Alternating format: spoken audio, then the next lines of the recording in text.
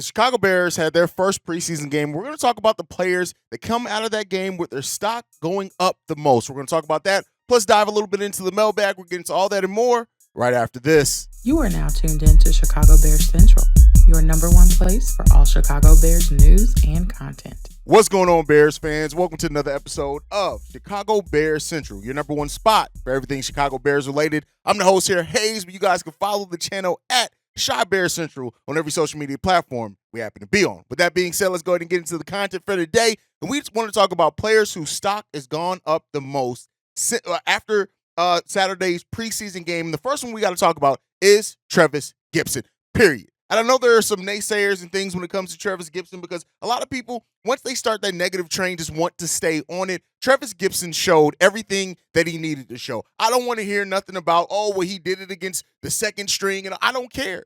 At the end of the day, he did and showed what needed to be shown for him to potentially stick around on this roster and maybe even move up the depth chart. I think some people look at things in a silo and they forget, like, last year, Travis Gibson was one of the most double-teamed defensive linemen in the game of football, right? You're not going to be able to do that with him now next season, but he has to come in motivated. He has to come in looking to really improve and to be aggressive, and he did all of that in Saturday's preseason game. And he, getting sacks, getting to the quarterback, getting QB hits, right? He did everything. 5 total tackles, 3 of those being solo, 1 sack, 3 QB hits, all from Travis Gibson in Saturday's game. That's what you want to see from a guy who, we talked a little bit about it on yesterday's live stream, whether it was a motivating factor or not, would have Travis Gibson be listed that far down the depth chart. Well, if it was, I think that they were successful in motivating him. Travis Gibson came out in Saturday's game and looked like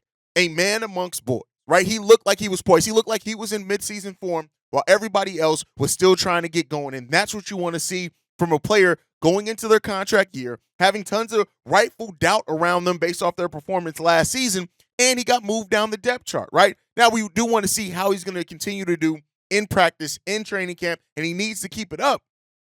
But Travis Gibson showed a lot of what we needed and wanted to see from him in Saturday's game, and I take my hats off for him to come out that aggressive, that poised, and just looking amazing in that time. Another player that stock absolutely has to go up is Roshan Johnson. Now, and it's not that his stock was ever down, right? I've come in and I've said a lot that I do think the Bears are going to plan on bringing him along a little bit slowly, right? But when you look at Roshan Johnson, leading the Bears in rushing yards with 44 yards off 12 carries, yes, he did have a 24-yard rush that brought that out. Not that he looked amazing or anything like that, but you also have to look at how he looked in pass protection. The 2 snaps that he played in pass protection, he looked extremely well. He also played 12 snaps on special teams, the second most of any other player on that team. Listen, we drafted Roshan Johnson because of the upside that he has, right? And we've seen that. We've heard it. I played a clip from Matt Eberflus and Luke Getsy talking about him during practice. They see it, right? But the fact of the matter is he's a power back that has the ability to block, and he's a former quarterback that just looks at the game a little bit different. So, listen, he showed every bit of the skill that you want to see from your first-year guy. Is he going to pass up a Khalil Herbert or anybody? No, nobody's going to say that, at least not in this year. But Roshan Johnson, his stock absolutely has to be up because he came in and performed the exact way that you want him to in his rookie year in the role that he's most likely to play. A lot of special teams. He's going to be used at times in that backfield, probably not a lot. But again, he showed a lot of what you want to see from your rookie running back in that. Next up, Jalen Jones on special teams. Listen here. Jalen Jones, an undrafted free agent who came in and, he caught on during the preseason last year.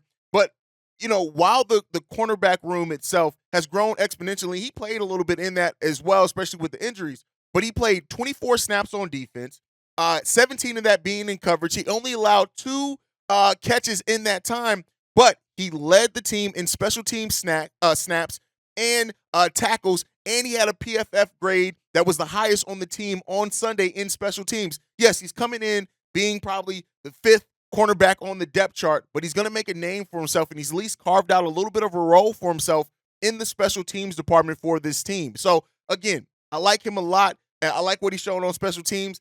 It's a depth piece, right? We don't want to overlook or overrate like really what his role is going to be on this team, but I think in the role that I project him to have, he's going to perform pretty nicely. Khalil Herbert, Khalil Herbert showed a lot, right? We're going to talk a little bit about Khalil Herbert as well. It's been a question on who's going to be the running back one. And so Justin Fields played only 7 snaps, and Khalil Herbert played all 7 of them with him. Dante Foreman and Roshan Johnson played in the second half when Khalil Herbert sat. But listen, Khalil Herbert showed a lot. And him being used in the passing game, having a receiving touchdown, of course, that's great to see. He still is going to have to do some work in the pass protection part of it. But I do think that Khalil Herbert is continuing to show why he's projected to be the number 1 running back going into the season. Next up, Javon Dexter and Tyreek Stevenson.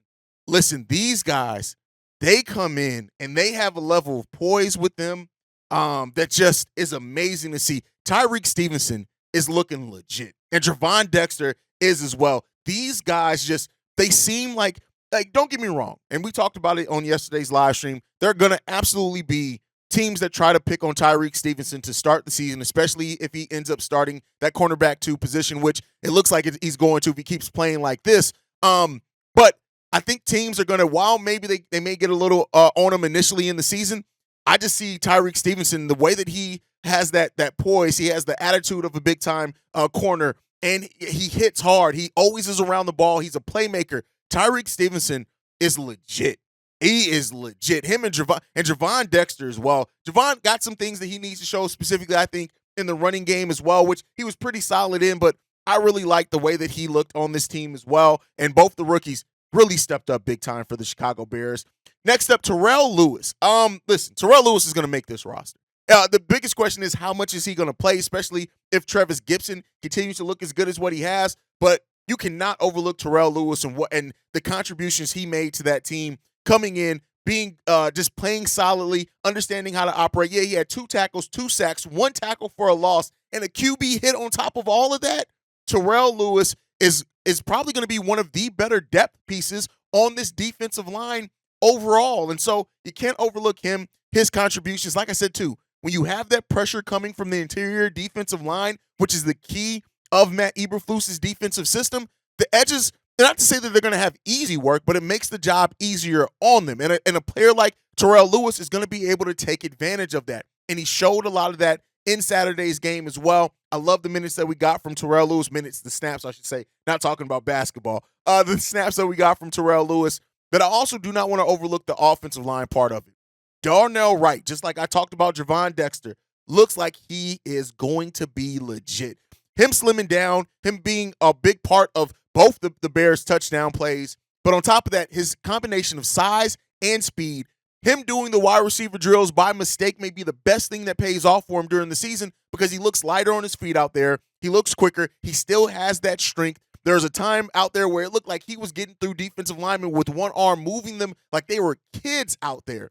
Him and J. Tyree Carter showed a lot for me. J. Tyree Carter, who, there are a lot of questions about how he was going to fit in. He had some issues last season. But considering he's coming in, he's going to be a depth piece this season. I like the minutes that he gave us, the snaps he gave us a lot as well. I'm looking at J. Tyree Carter as another player that just his stock is definitely on the rise up. It's definitely going up from what a lot of kind of public mindset was on him. I like a lot of the minutes that he gave as well and just how he played for the Chicago Bears team. And overall, a lot of positive to come out of the Chicago Bears' first preseason game. There's negatives as well, right? Our run defense, it left a lot to be desired, and I hope that this is something that they look to improve on because that running part of the game, that's where we were weak at last season, and you do not want to carry on that same weakness into this season. We got carved up by running attacks last season, and I don't want to see that happen again. Yes, we didn't have a lot of our cornerbacks, our linebackers out there. Jack Sanborn, Tremaine Edmonds are going to definitely help in those areas as well. But, I just hope that the Bears can shore up that part of their defense as well. That's one part. Of course, the Velus part of it. You got Dropsy Jones and Shaky Hand Scott. Like, they both had drops in that game. But, overall, I hope that they can work it out. I hope that they both come out and have a much better showing in the second preseason game against the Indianapolis Colts. Because, I want to see these players work out. I want to see Velus Jones work out for this team. Tyler Scott, young, 21 years old, he's going to be given time as well. And I want to see these guys correct a part that is definitely a hole in their game right now. But like I said, it wasn't all sunshine and rainbows at all. There was something left to be desired out there in some of the pass protections as well. But overall, we allowed for the least amount of QB pressure in any team with the first preseason, the week of preseason. So, that's a sign of promise there. We're also still missing Nate Davis. So let's see if Nate Davis can come on and how he helps improve that offensive line overall out there as well. But, a lot of positives to take away. Some signs for concern, as there's going to be. No team's going to be perfect, right? And so we know that. But, we're starting to be able to see kind of what maybe some of these weak spots with this team is going to be. One preseason game, you don't want to overrate or underrate it either, but, we'll see as the preseason continues. Them having the practices against the Indianapolis Colts are going to help as well. So, we'll ultimately see. Let me know what you guys think. Were some of the players that stock went up the most in the first preseason game from you guys? Let me know what you guys think on that down below. But told you guys we're going to be trying to work in mailbags because, of course, like expected, you guys have been going off. We got 2 voicemails we're going to play today. This one's for Marcellus. Yo, what's up, Haize? It's almost time for the Cutville door party. Are you ready? Hey, we know what we drinking on cognac, boys. Ain't that right? Hey, I ain't gonna lie. I'm still trying to recover from back to school, so I'm drinking Martell this weekend instead of 1738. But it's all right. It's still cognac. Hey, man, preseason is here. I'm trying to curb my enthusiasm because I just can't wait to see some Bears football. You feel me? Shit. I want to see the rookies, how they going to look against this goddamn somebody else other than ourselves. That CB2 battle, I'm looking forward to it. I want to see Dexter blow up some shit on that defensive line. I'm just excited, bro. I'm excited. Hey, let's go. Chicago up, bear down. Oh, yeah. This the country cousin from the A, if you ain't know. Fuck with me. The Vador Cut Party. Listen, man. I'll say this, and both these voicemails were left before the preseason game. Kendall Vador's on his way out. I don't think there's any question about that. I don't care. There was somebody in the comments like, what do you got against Vador? He sucks. That's it. It just comes down to it. He sucks. And there are now people ahead of you that are much better and that are younger that are going to be projected to have a better career. Kendall Vador is on his way out. That just is what it is. Like, I think that the writing's on the wall for that. Unless Kendall Vador has an amazing set of practices and the next couple of preseason games go amazing for him. But I also think when you look at the number of snaps that he plays, the signs are there. It's going to be what it's going to be. So overall, though, the first preseason game, it was fun to watch. I enjoyed it. Like I said in the thing opened up, that cornerback 2 battle, I think Tyreek Stevenson has that. That's not to say that Smith can't come in there and do some things as well. Terrell Smith can't come in there and make some things interesting. But I think ultimately Tyreek Stevenson, that's his position. And I think he's going to come out with it. And I think he's going to deserve to as well. Tyreek Stevenson is on a different level, both physically. It seems like the mental part of the game he has, and we already know he has the attitude and demeanor of a big-time cornerback. Tyreek Stevenson is going to show some things. Him and Kyler Gordon as well. Like, to think we're going to have a secondary with Kyler Gordon, Tyreek Stevenson, and Jaquan Brisker, all big playmakers that hit hard, find their way around the ball. They're probably going to force turnovers. I'm really excited about how this secondary is going to shape up as well. So, yeah, definitely great vibes and stuff coming out the first preseason game. All right, let's get into the next voicemail. This one's from John. Yo, what's up, y'all? It's John from the Fourth Quarter Podcast. I'm excited about the game today. Ready to see what the offense looks like. Even though it's only going to be for a short term. But, Chicago up there now. Side note, I love how y'all checked Harris. What is his name? Harrison Graham. Now that nigga don't post nothing but Chicago stuff. But yeah, I'm excited to see what Justin Fields has in store, what DJ Moore and the rest of the receiving core looks like. I'm mostly excited for the defense. Feel like if we have a top 10 defense, we're gonna be a playoff team, and I'm excited to see that. I feel like we'll be a playoff team regardless of how they look this year, but if they're top 10, I think playoffs is guaranteed. I just want to know what y'all thoughts are on the receiving core in regards to who's going to have a better year between Claypool and Darnell Mooney. So let me know. Like I said earlier, Chicago up, they're down. Shout out to John from the Fourth Quarter Podcast. And so as far as the Bears having a top 10 defense, Listen, I hope. And if they do have a top 10 defense, and I already think, and I've seen some of the guys in the comments like, oh, don't expect playoffs yet because you don't have to be a perfect team to make the playoffs. Nobody is saying, hey, the Bears are going to go on this deep run in the playoffs. I think people don't know how to separate that sometimes. You can be a playoff team with still having holes and things that you need to fix on your roster. And yes, the Bears do have some, but I don't think that's going to preclude them automatically from being a playoff team, so to say. My light's about to go out.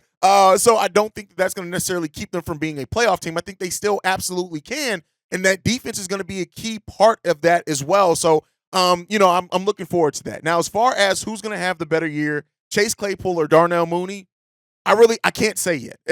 We got to see how the balance of this wide receiver core is going to shape up, and how they're going to be used. But I think that it depends on how you judge a better year. I think if you look at numbers, I think there's a possibility with Mooney being in the slot that he has better numbers than Chase Claypool, but that doesn't necessarily mean he's going to have the better season, right? It depends on how he's used, things like that. So I think they both are in line to have really big seasons, and I think they're both going to improve definitely from what they had last season. The key thing is health. They both need to stay healthy for the Chicago Bears so we can truly evaluate them and how this total wide receiver core is going to come together. But you guys can let me know what you guys think on everything down below. That's it for today's episode. Make sure you guys are following the show at Shy Bear Central on every social media platform that we have. You can also send us any feedback, questions, comments, concerns, ChicagoBearCentral@gmail.com. And then lastly, if you want to leave a text message and our voicemail for the mailbag, the number to do so, 773-242-9336. We are the number one spot for everything Chicago Bears related. And like I like to end every episode on, Chi-Town up, but bear down. Love you guys. Peace, y'all. This has been a presentation of the Break Media.